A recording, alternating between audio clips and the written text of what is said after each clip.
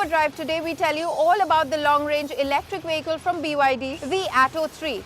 Find out what makes the 5th generation Grand Cherokee so appealing, and we revisit the season finale of the Indian Racing League from the Hyderabad street circuit.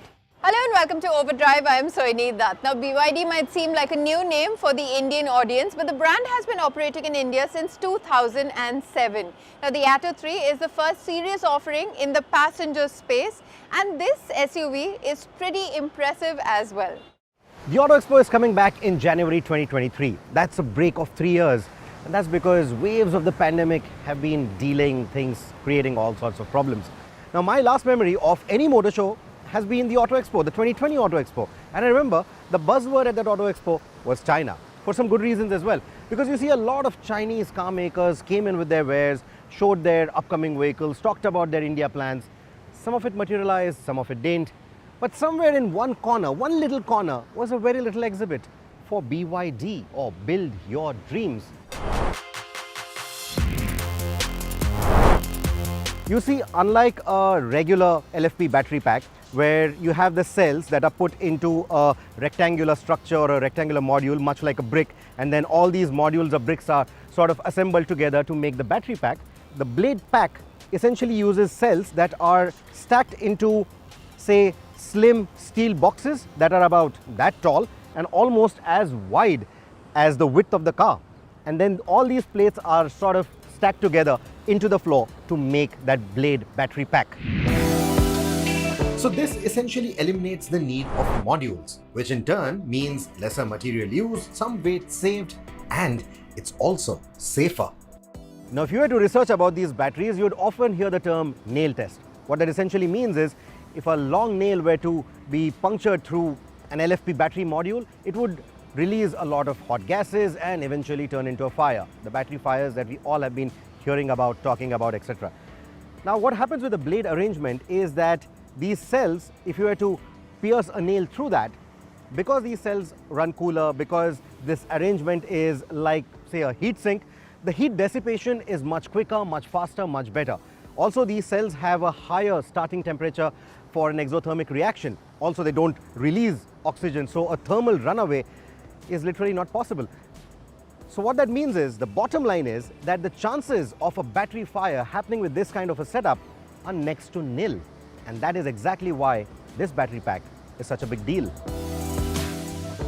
It also saves weight, and since the design creates a sort of a ladder structure, it gives the chassis better rigidity too.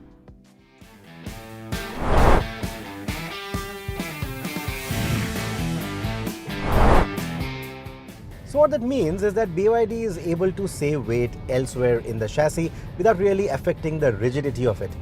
What that translates into is that the vehicle feels quite sure-footed when you are making lane changes or taking corners, while at the same time, around tighter switchbacks, it still has a level of agility, it still has a level of ease when maneuvering through tight spaces, etc., and that's a good feeling. The high-speed stability is quite good, and at city speeds, the Atto 3 feels as good as the other premium IC cars in this price bracket, and that's saying something. The single motor configuration provides brisk performance, and you don't really miss an all-wheel drive or a twin motor setup on this urban crossover. Now, for those of you who are in the mood for sporty driving, there are the sporty modes as well. I use the word modes because, well, you have multiple. So, for example, the mode switch here on the center console will only make changes to the way the powertrain behaves. So you have Eco, which is sort of a dull response as you would expect.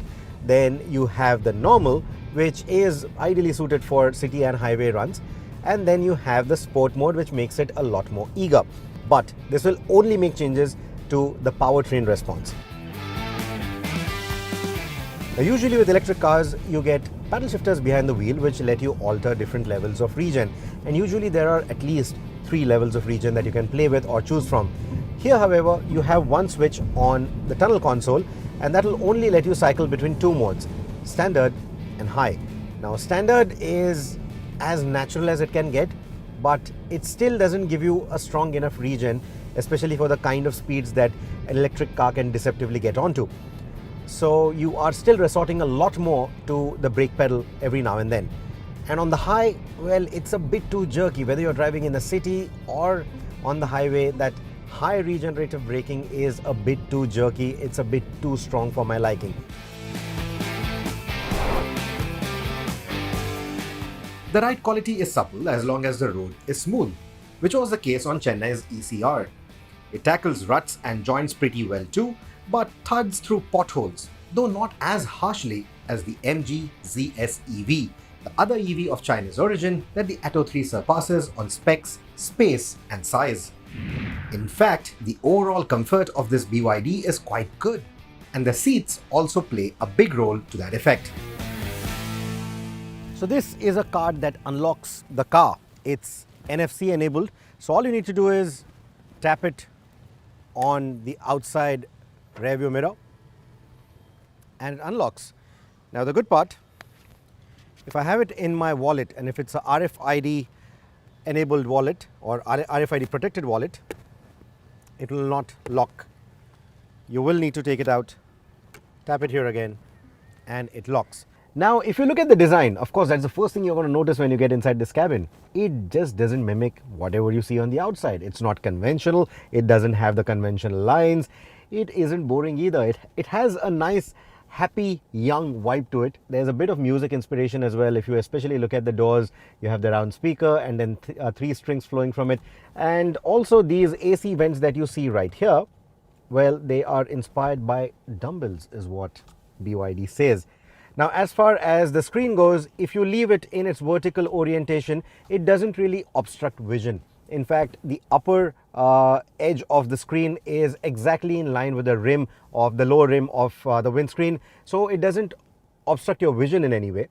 But what does obstruct your vision a little bit are the big headrests that you see at the back, especially when looking through the rear view mirror. The aperture for the rear view is a bit small, but that's me nitpicking. Anyway, coming back to the screen, there are a few other functions that I need to show you. Continuing with the cameras, so when you go into vehicle image, you have a 3D view and it's pretty detailed. In fact, if I were to turn blinkers on right now, even that shows. So it's quite detailed and it's pretty quick. What I also like is the underbody camera. So here with this view, you can get an underbody camera. You can see the car going transparent. So when you're on the move, it's essentially using the feed from the front and the rear cameras to show you what's underneath the car. So maybe if you are driving off the road, or if you're trying to avoid some sort of a hurdle, or trying to avoid maybe a stone or something that's lying on the ground, this is a very good view. So I think it's a very good tool. You do get a lot of light filling into the cabin thanks to the large glass house, the big panoramic roof, which extends all the way to the back. So in terms of the roomy feeling, not a problem at all. I quite like the seats as well. The bolstering of the front seats is quite good. The seating comfort is quite good.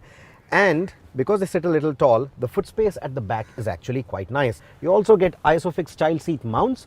Interestingly, you get an ISOFIX child seat mount even for the front passenger seat. So if you want to carry your child in the front, that is possible too.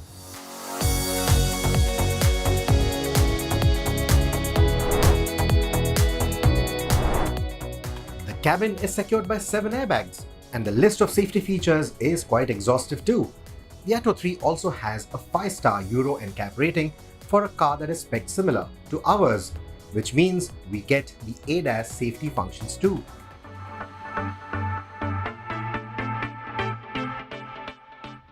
While I was busy evaluating all the features and the driving dynamics, my colleague Tuhin went off to Pondicherry, had a pani chocola, and put 320 kilometers on the Atto 3 with around 25% state of charge still left in the 60 kWh battery pack. His driving included a mix of highways and Chennai city traffic as well, and an isolated calculation of both these stints hints that a 450 km real-world range is easily achievable. That's an exceptionally good number for a car that looks like a hatchback but is almost the same size of the Hyundai Creta. In fact, it is the largest EV under 40 lakh rupees at the moment.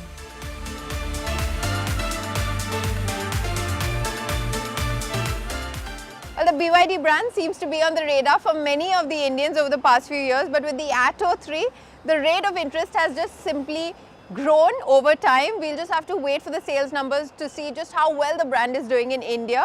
On that note, let's take a very quick break on the show, but coming up on the other side, we'll tell you all about the new Jeep Grand Cherokee. Welcome back, you're watching Overdrive. Now Jeep India has launched the 5th generation Grand Cherokee in India starting at 77.5 lakh rupees. It comes with a whole suite of ADAS functions. Bookings and deliveries have already begun, but would you want to pick this SUV over say a BMW or a Mercedes, especially if you're looking for a luxury SUV with all the frills? It's time to find out. Set your sights on the Jeep Grand Cherokee, and the sheer mass of SUV in front of you is endearing in itself, although it's about as large as its competitors. So much of this sense comes from the blocky but still contemporary styling. Striking touches are the deep 7-slat grille over which the bulged bonnet folds in and the wide, slim LED headlamps. Contrasting with this is the big bumper that juts out with its simple but large openings. This fairly functional aesthetic continues to the sides. The large 20-inch wheels with their simple but clean design add to this in their typical Jeep square wheel arches. The rear is much like the front, attractive but not overly flashy with its condensed tail lamps and the contoured boot lid. Now once you've stepped inside the Grand Cherokee, you realize that it is quite a plush and stylish place to spend time in, and that starts with just how the cabin has been designed. And that quite plush feeling continues with the materials and textures that Jeep has used inside the Grand Cherokee. So for example, this panel here is completely soft touch with this nice stitching. The wood veneer feels really quite nice, actually like wood veneer. And even here, the door panels, this plastic is soft, same with the wood. And all the panels here, they're soft to touch, which means that you really find a sense of plushness inside the cabin. You get 5 screens in this cabin. To start with, you have this 10.25-inch instrument cluster, which is really quite useful. It's functional, gives you a lot of information clearly. Then you have this 10.1-inch touch screen, which is again quite easy to use. There are hard button redundancies for everything, so it's very easy to use, very functional. You have this screen for the passenger where they can play music. There's an HDMI port for them to play videos, and they can even send navigation data from there to the main screen, so it's very useful. You have a head-up display which gives you just enough information that you need, like the speed and the ADAS functions. And then you have this, a very useful feature for our conditions, a mirror for the rear camera. Now if you are looking at the Jeep Grand Cherokee, then invariably the second row will be quite important to you, and in that case it's largely good news as well.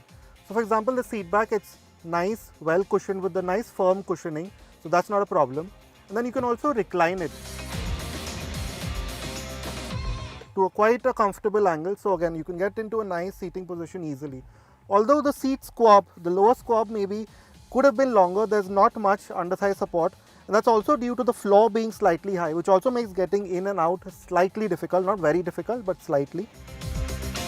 The boot is quite functional too, and the space is wide and deep, even with a space saver spare wheel tucked underneath. The Jeep Grand Cherokee gets level 2 ADAS. The adaptive cruise control is quite easy to engage and control speeds well enough, but we found the lane keeping function to be quite erratic. For passive safety, you get a crisp set of 360-degree cameras with washers, 8 airbags, brake assist, TPMS and rear seatbelt warnings. India is the first to get the right-hand drive Jeep Grand Cherokee. Unlike the big V6 and V8 mills in the US spec cars, this version gets the same 2-litre turbo petrol as the Wrangler, putting out 272 PS and 400 Nm. Now the outputs may seem healthy, but this small displacement motor needs some pushing and prodding before it's fully up and running. So at say below 2000 RPM, the Jeep Grand Cherokee can sometimes feel a bit hesitant and jerky, which also means that at slow moving traffic or on inclines, you might find that progress isn't quite as seamless as it should be. Another great trait is the refinement inside. The active noise cancelling does seem to work. The Grand Cherokee keeps wind and road noise out as well as anything at this price. But probably the most reassuring trait of the Jeep Grand Cherokee is its ride quality. Now as with any Jeep, there's always a sense of toughness coming through when you're in this SUV. So of course at low speeds, maybe some of the sharper bumps, it feels a bit firm, but again it's very well damped. And then when you pick up speed, there's a sense of pliancy, there's a sense of stability that really is quite endearing. It really ties in with that sense of solidity that you think of when you think of a Jeep SUV. Now we couldn't do any serious off-roading with the Grand Cherokee, But we don't think too many owners in India will be quite too keen on this either. But you get the base Quadra-Track 1 4x4 system. We think Jeep could have packed in the more advanced Quadra-Track 2 system with its low range mode, if not for anything but dinner table bragging rights. Otherwise you get the off-road modes, hill descent and off-road view cameras. Priced at Rs 77.50 lakh, the Jeep Grand Cherokee undercuts its rivals but only by a slim margin. This SUV will always have to contend with not having a 3-pointed star or a blue and white propeller on it, but make no mistake, the Jeep Grand Cherokee is an option you cannot ignore in this segment. Well, the Jeep Grand Cherokee has impressed us with its mighty feature list and its extreme off-road capability, but is it an SUV that you would want to put your money on? While you think about that, we'll take a very quick break here on the show, but coming up on the other side, we take you through the highlights.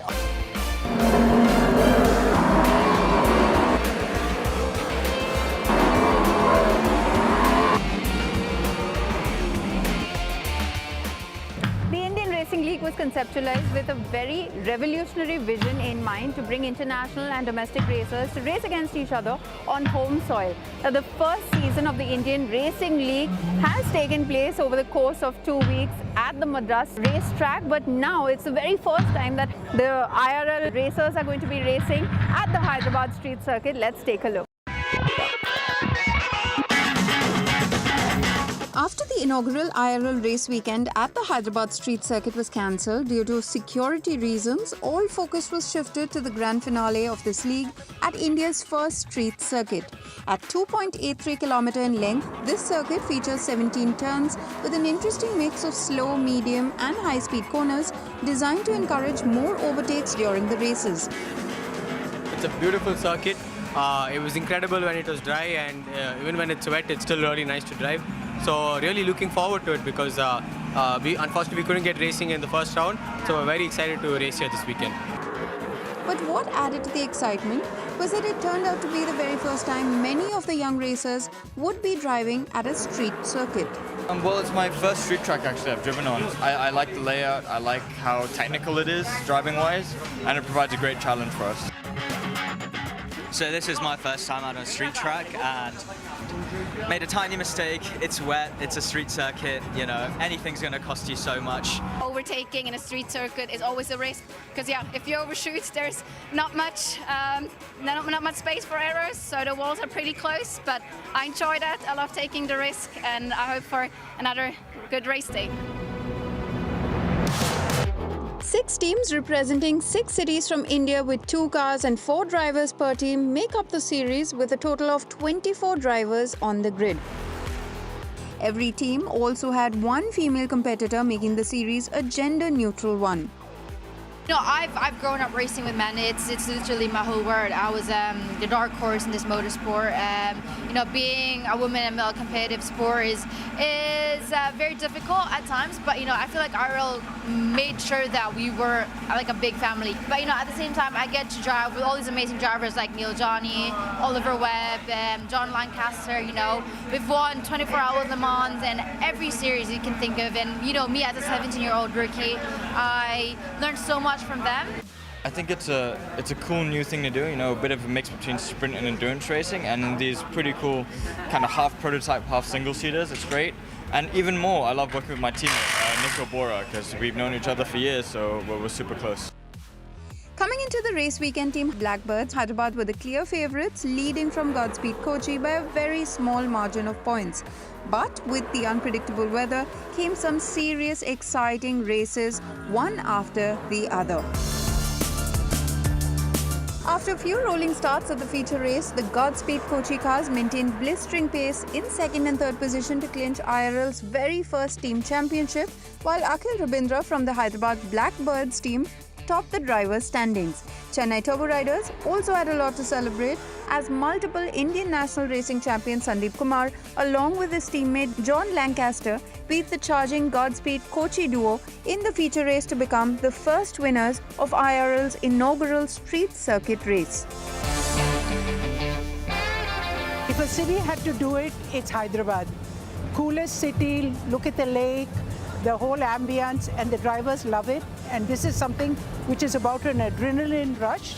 and there's nothing that will get your blood pumping like a superb race like this. I hope India has many more. Arman, thanks for joining us. I remember speaking to you guys 4 years ago when this was still a dream to get a street circuit right here in India, and it's finally happened. So what's your take on it?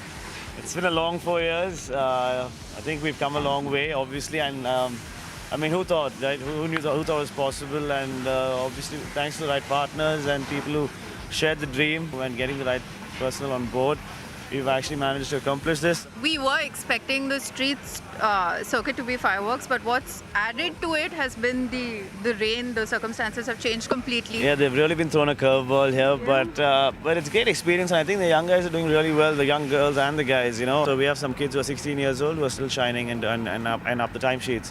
So I think what this platform has actually done is, you know, help even the inexperienced guys and girls, you know, show their skills on an equal platform, and that's what this whole thing is all about. Well, trust me, watching all that racing in the heart of Hyderabad city was a lot of fun. In fact, Hyderabad is also going to be hosting the inaugural Formula E race in February next year. With that, it's time for us to wrap up this week's edition of Overdrive. But remember, you can stay in touch with the team through Facebook, Twitter, as well as YouTube. And you can follow our latest updates on Instagram. We'll see you next week. Until then, goodbye. Many thanks for watching. Cleanliness